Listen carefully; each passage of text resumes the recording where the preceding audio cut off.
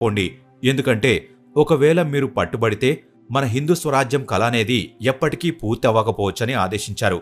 అలాగే ఆవిడ వెనకాలుండి మహారాణి యేసుబాయ్ రాయ్గఢ్ కోట సంరక్షణలో నిమగ్నమయ్యారు.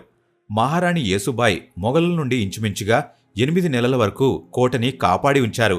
కాని సూర్యాజీ పిసల్ కోటని రక్షిస్తున్న వ్యక్తి వెళ్లి మొఘలులతో కలిసిపోయాడు. మహారాణి యేసుబాయ్ని అరెస్టు చేయించాడు.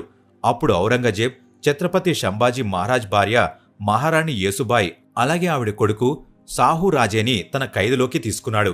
కాని బందీఖానాలో ఇద్దరినీ సజీవంగా ఉంచాడు. ఇప్పుడు మీ అందరి మనసులోనూ ఒక ప్రశ్న వస్తూ ఉంటుంది. ఔరంగజేబ్ వాళ్ళందరినీ సజీవంగా ఎందుకు ఉంచాడని. అతని మనసు కరిగిపోయిందా? తన మొత్తం కుటుంబాన్ని సమాధి చేసి సింహాసనం మీద కూర్చున్న ఔరంగజేబ్ లాంటి వ్యక్తి తన సింహాసనాన్ని ఎవరూ తీసుకోకూడదని తన తండ్రిని ఖైదు చేసినవాడు, తన అన్న గొంతు కోయించినవాడు, అలాగే తన పెద్ద కొడుకుని ఖైదు చేసి చంపినవాడు. అలాంటి వాడి మనస్సు శత్రు కుటుంబాన్ని చూసి కరుగుతుందా? ఔరంగజేబ్కి ఇవన్నీ చదరంగ మాటలాంటివి. అతను ఇతరులని బంటులులాగా చూసేవాడు.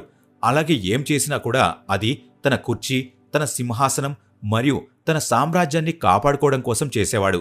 అయితే మహారాణి యేసుబాయ్ మరియు సాహు రాజేని ప్రాణాలతో ఉంచడానికి వెనుక ఉన్న ప్లాన్ ఏంటి అనేది మనం వీడియోలో ముందు అర్థం చేసుకుంటాం.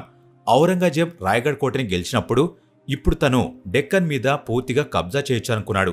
కాని ఏ విధంగా అయితే, ఏ క్రూరత్వంతో అయితే అతను ఛత్రపతి సంభాజీ మహారాజ్ని హత్య చేశాడో అది చూసి విభాజితులైన మరాఠీలు ఐక్యమైపోయారు. అలాగే ఇంకొక వైపు మొఘల్ నుండి తప్పించుకుంటూ ఛత్రపతి రాజారాం ముందు ప్రతాప్గఢ్, తర్వాత విశాల్గఢ్ కోటకి చేరుకున్నారు. అలాగే ఆయన వెనకాల పడుతూ ఉన్న మొఘల్ సైన్యాన్ని నడిపిస్తే వచ్చింది జుల్ఫికర్ ఖాన్. అతను ఆ సందర్భంలో పన్హాల కోటని గెలిచాడు. అతను ఛత్రపతి రాజారాంని పట్టుకోవడానికి విశాల్గఢ్ కోట మీద ఆక్రమణ చేసినప్పుడు ఆ దాడికి ముందే ఛత్రపతి రాజారాం ఆ ప్రదేశాన్ని కూడా